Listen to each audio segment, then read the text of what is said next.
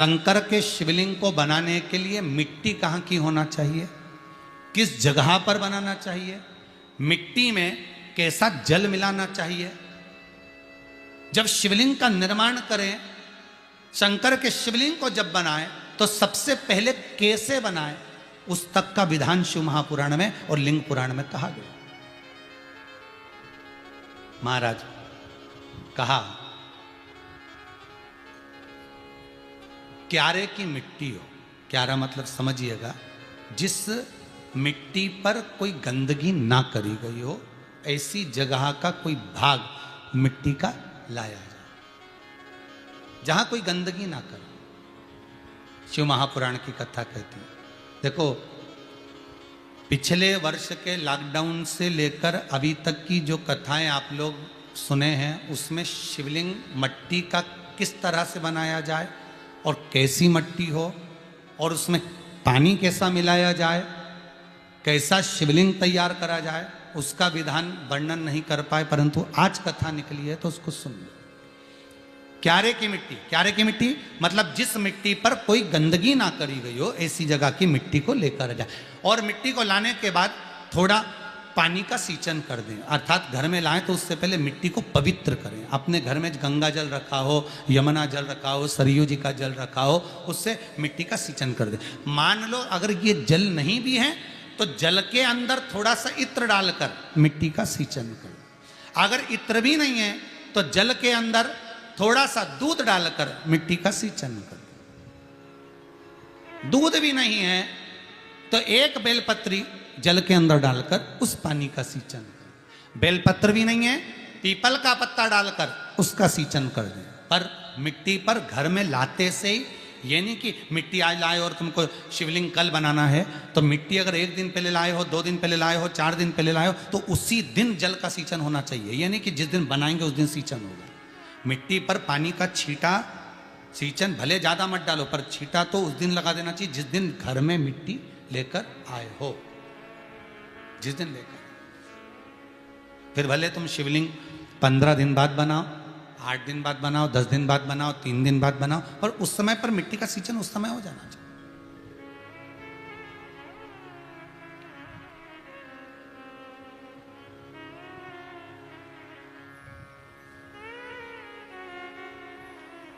फिर कहा जिस दिन शिवलिंग का निर्माण करो उस दिन प्रातः में अगर आप शिवलिंग बना रहे हैं तो ब्रह्म मुहूर्त में मिट्टी को गला दो। किस पानी से गलाना है उसका भी प्रमाण, उसका भी शास्त्र वर्णन करा। किस जल से गलाया जाए, शिव महापुराण की कथा कहती है अगर आपको आज शिवलिंग का निर्माण करना है, शाम को आप शिवलिंग का निर्माण कर रहे हो, तो अपने पानी का जो मटका होता है, हंडा होता है, रसोई घर में जहां पानी भर कर रखते हो, उसके नजदीक में एक कलश जिसमें अलग से ताजा जल भरा जाए और उस पर प्लेट ढकी हो और उस पर एक चावल का दाना रखा हो, उस जल को लेकर आओ। थोड़ी देर रखा रहे, आधा घंटा, 2 घंटा, 3 घंटा, 15 मिनट, 20 मिनट, पर वो पानी वहां रखा होना चाहिए। रसोई घर में अन्नपूर्णा का निवास होता है, परिंदे के पास पितरों का निवास होता है, अन्नपूर्णा पित्र सब रसोई घर के भीतर विराजमान होते हैं।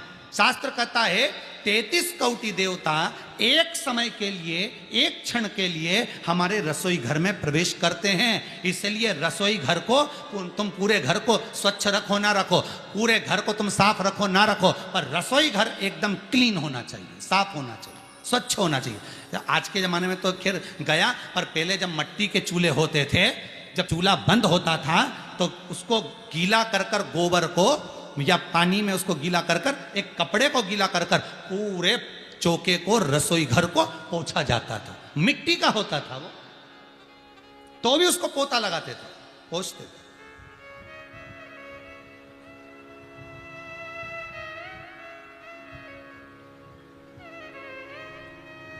तो पहला क्रम है पार्थिव शिवलिंग का निर्माण। सावन के महीने में अगर आप शिवलिंग बनाते हैं, सोमवार को शिवलिंग बनाते हैं, तो नियम ध्यान रखिएगा महाराज, लिंग पुराण से है ये, इसका नियम ध्यान रखिए। क्या करना है, मिट्टी को लाना है, जल का छींटा देना, छींटा जरूर देना, घर में लेकर आए और जल का छींटा होना जरूरी है।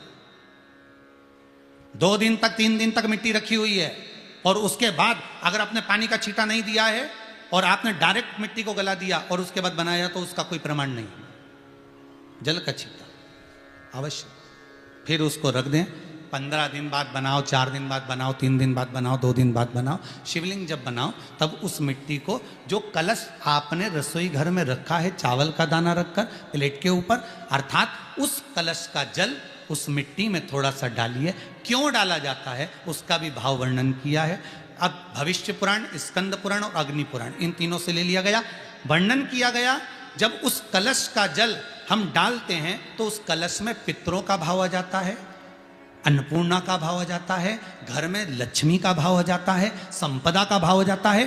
पूरे 24 घंटे के अंदर एक क्षण के लिए रसोई घर में 33 कोटि देवता आते हैं, तो वो देवता का सारा भाव उस कलश के अंदर आ जाता है। और वो जल जब हम उस मिट्टी में मिलाते हैं तो गंगा, यमुना, सरयू, सरस्वती, ये 33 कोटि देवता में, तो इन सब का आनंद उस जल में आ जाता है। और वो जल जब हम मिट्टी में मिलाते हैं तो मिट्टी पवित्र हो जाती है, स्वयं कैलाश अधिपति को स्वीकार करने के लायक हो जाती है, निर्मित करने के लायक हो जाती है।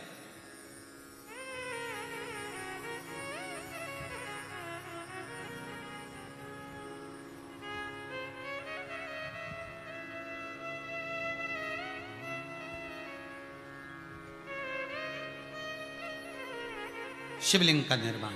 अब शिवलिंग का निर्माण कैसे करना? मिट्टी में गला दिया पानी में। सबसे पहले शिवलिंग बनाने से पहले पात्र जो होता है उसके नीचे एक बेलपत्र रखी जाती है। क्या रखना है? एक बेलपत्र। शंकर को झेलने के लिए कोई साधारण नहीं है पात्र जिस पे झेला जाए। स्वयं गंगा शिव की जटा में, और आप शंकर के शिवलिंग का निर्माण कर रहे हो, कोई साधारण नहीं हो सकता। स्वयं आप विदेश्वर संहिता के अंतर्गत पढ़े कि ब्रह्मा और विष्णु, ब्रह्मा ऊपर जा रहे हैं, भगवान विष्णु नीचे जा रहे हैं, तो पता नहीं कर पा रहे कि यहां चरण कहां पर और शीश कहां पर है, उसको जान ही नहीं पा रहे।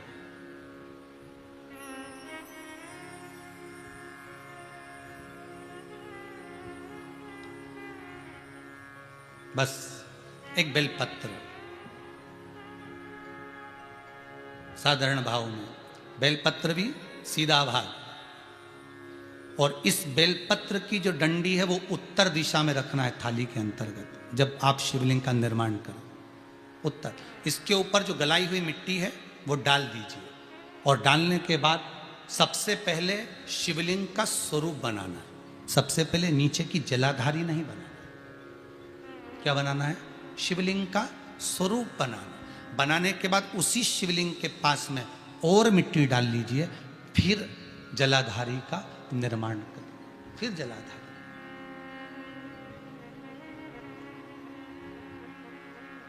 शिवलिंग जलाधारी निर्मित हो गई।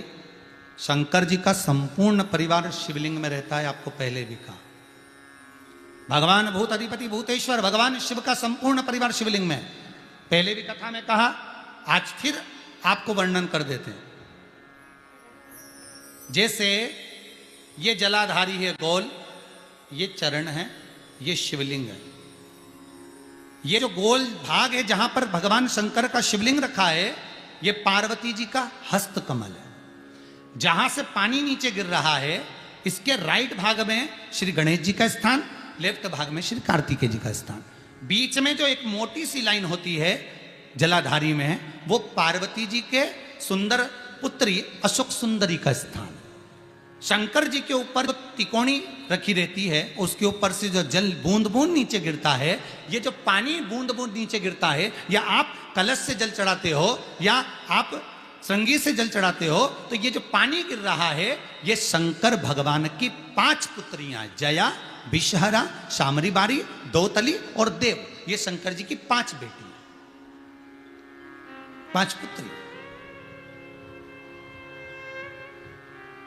कार्तिकेय भी है, गणेश भी हैं, अशोक सुंदरी भी है, शंकर जी की 5 बेटियां भी हैं, शंकर भी है और पार्वती भी। अर्थात शिव जी के परिवार में आपको गणेश जी की पूजन अलग करने जाने की जरूरत नहीं पड़ेगी, शंकर के परिवार में पार्वती जी की पूजन अलग करने जाने की जरूरत नहीं पड़ेगी, कार्तिकेय की पूजन अलग जाकर करने की जरूरत नहीं है। शंकर का परिवार, शंकर के शिवलिंग के साथ में उस जलाधारी में संपूर्ण परिवार शंकर का विराजमान है, संपूर्ण परिवार, कुछ भी नहीं, संपूर्ण और पूरा परिवार है महाराज। फिर वही बात आई, ध्यान दीजिएगा, जिस व्यक्ति को नींद ना आवे, रात्रि को सोते समय टेबलेट खाने की जरूरत नहीं, शंकर भगवान की 5 पुत्रियों का नाम लीजिए। जया, हाथ में जल लो, पलंग पर बैठो, जल हाथ में लिया, जया आचमन कर लो, विषहरा आचमन कर लो, शामली बारी आचमन कर लो, दौतली आचमन कर लो और देव आचमन कर लो। ये शंकर की जो 5 पुत्रियां हैं, ये ऐसी पुत्रियां हैं जो निंद्रा देवी को लेकर आती हैं और हमें विश्राम का आनंद सुख प्रदान करती, हमारे नयनों पर विराजमान रहती।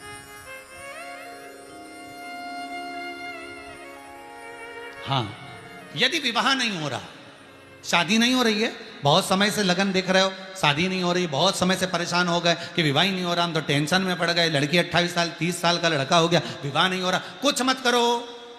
अष्टमी तिथि आए तो अशोक सुंदरी वाली जो जगह है वहां पर हल्दी की 7 बिंदियां लगा दो, लड़का लड़की का हाथ उस बिंदी पर रखवा दो, उसका नाम गोत्र बोलो, उसी हल्दी में उसके हाथ पीले करवा दो और पीपल के पेड़ पर उस हाथ के 5 छापे पड़वा दो, 3 महीने में विवाह पक्का हो जाता है महाराज।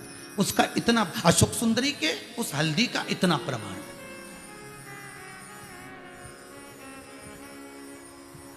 3 माह के अंतर्गत विवाह नक्की होगा, इतना इतना प्रमाण है महाराज। भगवान शिव की आराधना का कोई साधारण फल है महाराज।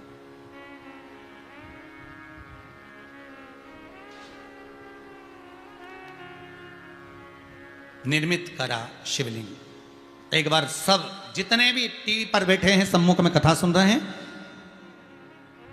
फेसबुक यूट्यूब पर सुन रहे हैं, एक बार साथ में समझें वापिस निर्माण को, शिवलिंग के निर्माण को। मिट्टी लाए, स्वच्छ जगह की, जल का छींटा दिया, रखा। जब शिवलिंग बनाया तो 1 कलश पानी पहले से 2 घंटा, आधा घंटा, 15 मिनट, 20 मिनट पहले उसको रख दिया, उसी पानी से उसको गीला करा। गीला करने के बाद उसका निर्माण सबसे पहले बेलपत्री, बेलपत्री के ऊपर मिट्टी, मिट्टी के ऊपर रखकर शिवलिंग का निर्माण, फिर जलाधारी का निर्माण और शिवलिंग का निर्माण पूर्ण होने के बाद में फिर बाबा का सुंदर भाव से आप श्रृंगार करें, अभिषेक करें, पूजन करें।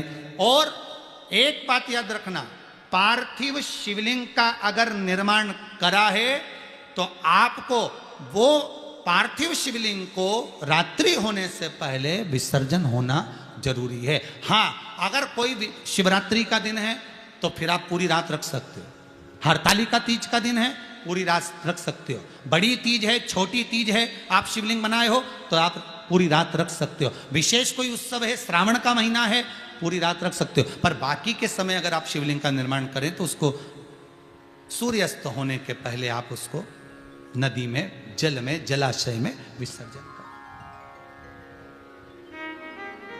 बहुत ध्यान दीजिएगा, विसर्जन करते समय जब आप विसर्जन करें, पानी में अपने पात्र को, शिवलिंग को जब छोड़ें, उस समय पर ध्यान दीजिएगा कि शिवलिंग की जो जल की धार है, जिसका उत्तर की ओर जो जल की धार होती है, विसर्जन करते समय वो जल की धार अर्थात वो उत्तर का भाग हमारी ओर होना चाहिए और थाली इस तरह से पकड़ें कि वो भाग हमको जब डालें तो वो भाग हमको दिखे, थोड़ा सा नजर आए पानी में डालते समय। और जब वो थोड़ा भाग दिखता रहे, और जिसलिए आपने शिवलिंग बनाया, जिस कामना से आपने शिवलिंग बनाया है, वो कामना उस भाग को पानी में देखते देखते बोल दीजिए, वो कामना पूर्ण हो जाती है। इसको कहते हैं पार्थिव शिवलिंग का निर्माण करना और उसकी आराधना करना। उसकी आराधना कई लोग करते हैं, बना भी लेते हैं, पूजन भी करते हैं, और कई बार कहते हैं हमारा काम नहीं, तो उसमें भगवान का दोष नहीं है, दोष अपना देखो। आप आए नहीं, सुबह हो गई, मेरी पूजा की थाली धरी की धरी रहे, क्यों नहीं आए, किस लिए नहीं, वो हमें देखना।